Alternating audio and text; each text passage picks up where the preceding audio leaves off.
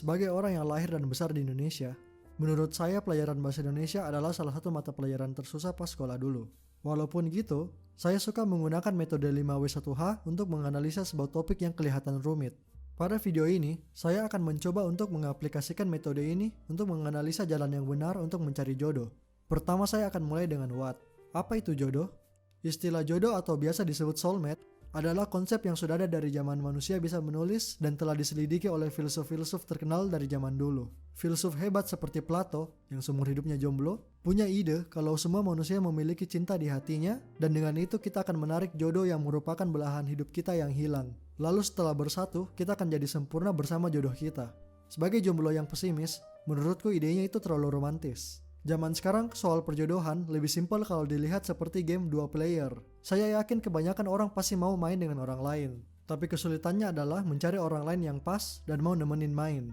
Oleh sebab itu, saya percaya kalau sebenarnya jodoh itu adalah sepasang orang yang saling memilih untuk jadi teman main. Dan mainnya setiap hari sampai terpisahkan karena ada yang terdisconnect karena hardware-nya rusak. Why? Dalam kasus ini, mengapa masih harus mencari jodoh? Setelah begitu banyak kekecewaan dan harapan palsu yang dirasakan setelah bertahun-tahun, mengapa kita masih perlu mencari? Bukannya robot seks dengan personalitas cewek anime sudah hampir ada untuk menyelesaikan masalah? Apakah masih sepadan untuk sengsara demi mencari jodoh kita di dunia ini? Pertama, kalau akhirnya saya bisa dapetin cewek yang mau nemenin nonton anime, sepertinya sepadan.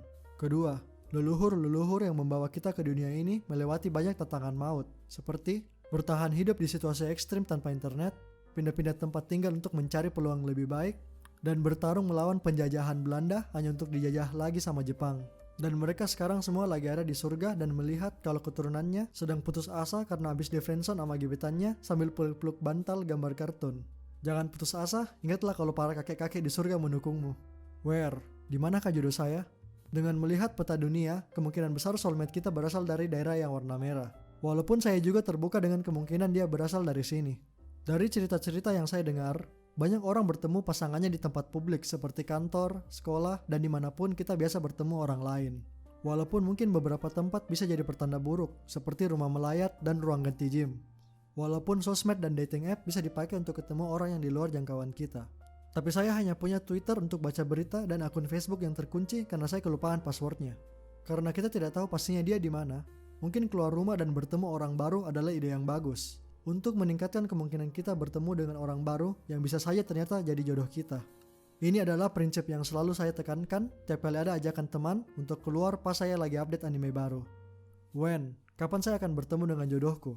Semua orang yang menghabiskan malam minggu di kamar sendirian sambil senyum-senyum menonton film romance pasti mau bertemu dengan jodohnya secepat mungkin. Tapi bagaimana kalau misalnya kita sudah bertemu dengan soulmate kita tanpa disadari? Banyak orang yang mulai pacaran bertahun-tahun setelah mereka mulai kenalan. Mungkin karena mereka baru dapat kesempatan untuk mengenal satu sama lain lebih dalam, atau mereka belum pada siap untuk menjalin hubungan pas pertama ketemu. Kalau main game multiplayer manapun, lebih enak kalau teman mainnya itu enak diajak bicara dan tahu cara main yang benar. Kalau teman mainmu hanya tahu ngefeed, bicara teriak-teriak, dan selalu nge-spam nama binatang, mungkin ada bagusnya dia gak ditemenin main dulu. Poin yang saya coba tunjukkan adalah kesiapan menjalin hubungan juga menjadi faktor penting dalam perjalanan mencari jodoh kita. Sehingga pertemuan dengan jodoh bukan hanya ditentukan oleh takdir, tapi juga dengan kesiapan kita untuk menjadi pasangan yang baik untuk dia. Siapakah jodohku? Tidak ada yang tahu pasti, dan inilah sebabnya industri film romance tetap berjaya. Tapi karena gak ada yang tahu, mari kita bahas pendekatan yang bisa digunakan. Pertama, tanyakan ke diri sendiri. Bagaimana personalitas tipe cewek idamanmu? Cewek yang soleh dan baik hati, feminin, punya pendirian yang kuat. Kalau kamu udah tahu, mungkin kamu udah bisa susun rencana. Tapi seperti hal lain dalam hidup, banyak hal yang kita rencanakan tidak berjalan sesuai rencana, malahan hasilnya jauh di luar dugaan kita. Contohnya seperti hasil-hasil rencana indah yang kita semua punya untuk tahun 2020. Ada 2 poin penting untuk topik ini. Pertama, kemungkinan kita tidak dapat sesuai dengan ekspektasi yang kita harapkan dan dihadapkan dengan realita yang ada yang bisa saja lebih bagus atau lebih buruk. Kedua, personalitas jauh lebih bagus daripada penampilan untuk investasi jangka panjang. Sekarang, pertanyaan terakhir dan mungkin yang paling seru. How? Bagaimana cara bertemu dengan si jodoh? Asumsi kalau kita belum ketemu dengan si dia, artinya kita hanya perlu aktif untuk bertemu dengan orang-orang baru sampai ketemu dengan sang jodoh atau setidaknya ketemu orang yang kenal dengan dia. Tidak masalah jika bahkan orang itu adalah cowok-cowok cantik karena mereka yang biasanya gaul sama cewek-cewek cantik.